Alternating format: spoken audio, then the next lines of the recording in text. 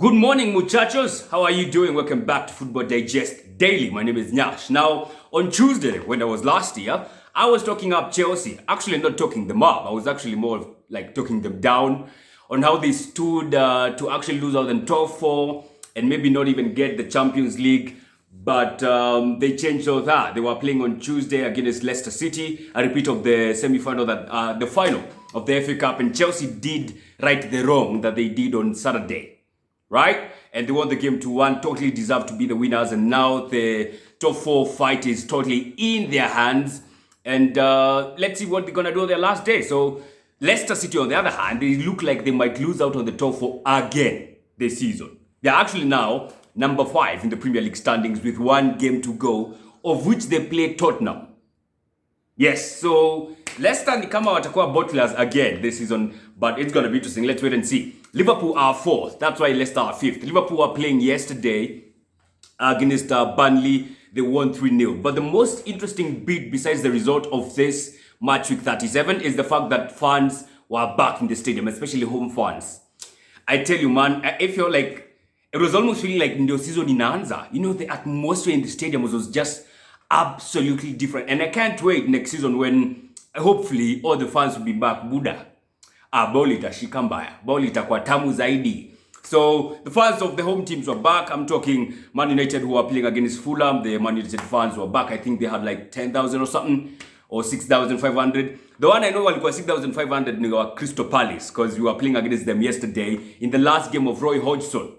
Okay, he's retiring, and that was his last home game, of course, for Crystal Palace. A Crystal Palace boyhood fan who went on to become their manager for 4 years. I tell you, he was living the dream.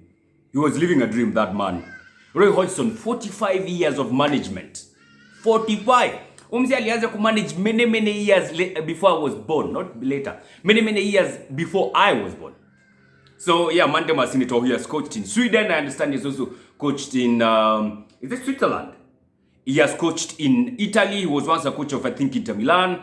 And of course, he has coached in England. He was even, at one point in time, a Liverpool manager. So, of course, a splendid career for him, just not having many titles. Yeah, he didn't win many titles. That's the only problem. But still, a heck of a manager and deserves all the respect. And yesterday was his last game at Crystal Palace, Selhurst Park, and we totally, absolutely ruined that party. Yes, thanks to Nicola Pepe. And again, of course, we saw Arsenal doing what they do best. You know, Arsenal, tunanzanga game vizuri. First leg. The first 45 minutes, we are the best team. We are the better team, right? Until Crystal Palace equalized. And then it's a whole other ball game altogether. And we see him rattled until, you know, the last dying minutes of that game when we won the game 3-1. That's very good to see. Man United, like I mentioned earlier, they were playing at home against Fulham. They didn't win that game, but Cavani scored a heck of a goalie. No, a heck of a goal. A worldie. That's the one I was looking for. And that might honestly be among the goal of the season contenders. It was fantastic. And of course, it was good for him to score when Man United fans are back, because he's been absolutely prolific for Man United this last bit of the season. Manchester City were playing also on Tuesday. They were playing against Brighton and Hove Albion. And guess what? They did not win. Man City were beaten by Brighton and Hove Albion after leading 2-0. It's so unlike the champions to lose a 2-0 lead, right? And they actually did on that game, and Brighton, of course, won the game 3-2. The only issue about that game for Man City is the fact that Ike Gundogan might be injured. Now, of course, they have like a whole, you could say, 10 days before the Champions League final, but you don't want to be having one of your best players of the season missing out. So it's going to be a tricky fixture or a tricky couple of days for Manchester City, especially if Gundogan was injured. Guys like Sterling are also out as we speak. Aguero is still not fit, and I think also Gabriel Jesus, if I'm not wrong. So kidogo hapo kuna issue. Another talking point worth mentioning of Matchweek 37 is Joe Willock. Joe Willock is the youngest player in the Premier League to score 6 consecutive games. He's only 21 years old.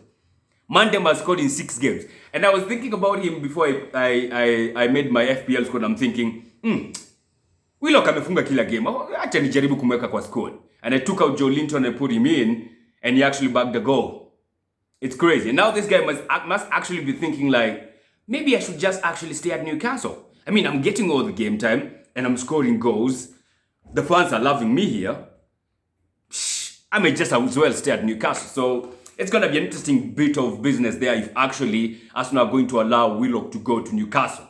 Well, if they can give us like 2025, maybe we should let him go, right?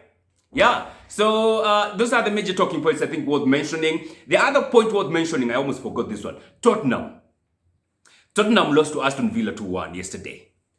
Yes, and from the look of things, Arsenal is 1 point below Tottenham, West Ham, and Everton.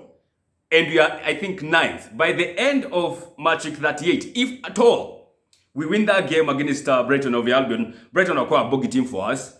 And teams like Leicester beats Tottenham, teams like Man City beats Everton, and maybe West Ham loses, Arsenal might just end up 6th in the Premier League. It's unbelievable. It's absolutely unbelievable, but you never know. It's too early to call, and you can never say that all these teams, the teams are above us, the 3 of them are going to lose and you're going to win. I mean, Arsenal, you can never be too sure. But we shall be playing our last game at home, so of course it will be interesting to see some fans coming back after what has been an abysmal season for us. I think it's even good the fans have not been there this season. As in, wangekuwa na watch game kayo, Arsenal ingekuwa ishachomeka bana.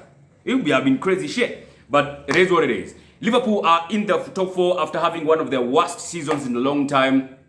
Actually, it's not their worst. They've had worse. But of course, from being defending champions to actually almost missing out the top 4, yeah, they're doing all right. They're doing okay. They're doing okay.